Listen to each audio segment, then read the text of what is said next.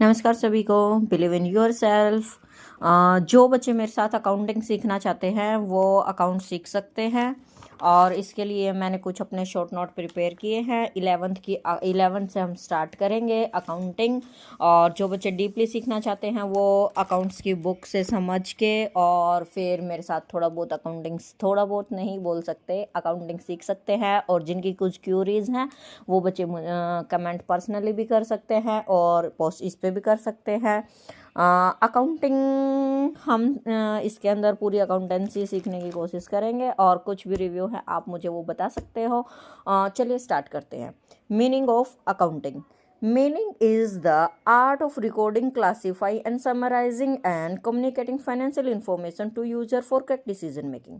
Accounting का meaning क्या है? लेखांकन। लेखांकन का accounting is the art of recording. Art of recording का मतलब है इसके अंदर हम उन आइटम्स को का रिकॉर्ड रखेंगे जिनको हम मनी के टर्म में कैलकुलेट कर सकते हैं। ठीक है।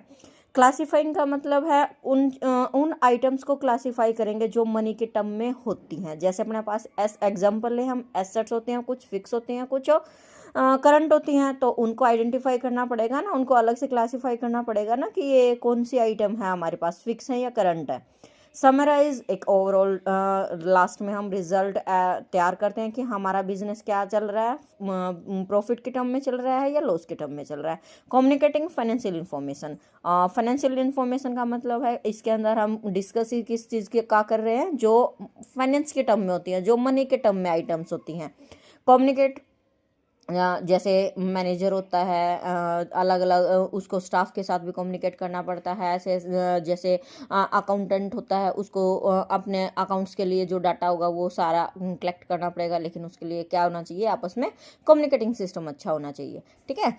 और जो भी हम ये आइटम्स, मनी की आइटम्स का रिकॉर्डिंग कर रहे हैं, क्लासीफाई कर रहे हैं, समराइज कर रहे हैं, कम्युनिकेट कर रहे हैं, फाइनेंशियल पोजीशन किसके हेल्प के लिए कर रहे हैं, करेक्ट डिसीजन मेकिंग के लिए कर रहे हैं। और यूजर कौन होता है? यूजर कोई भी हो सकता है, डेटर हो सकता है, क्रेडिटर हो सकता है, कोई इन्वेस्टर हो सकता है। ठीक है।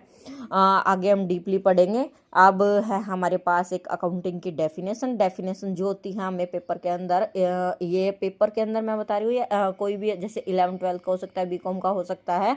डेफिनेशन होती है जो हमें जिसके अकॉर्डिंग भी दी होती हैं वो हमें जो की तो लिखनी होती हैं। ऐसे ही कॉमा इन्वर्टेड कॉमास के अंदर उसको कंक्लूड करेंगे अकॉर्डिंग टू आर एन थोनी के अकॉर्डिंग। डेफिनेशंस बुक के अंदर हमें कई दे रखी हैं, लेकिन हमें एक या दो तो प्रिपेयर करनी होती है मैक्सिमम। अगर आप ज़्यादा नहीं कर सकते तो एक तो करनी है आपको, मीनिंग के साथ डेफिनेशन आप साथ दो। कोई भी क्वेश्चन आप प्रिपेयर करो बच्चों तो उसमें आपको मीनिंग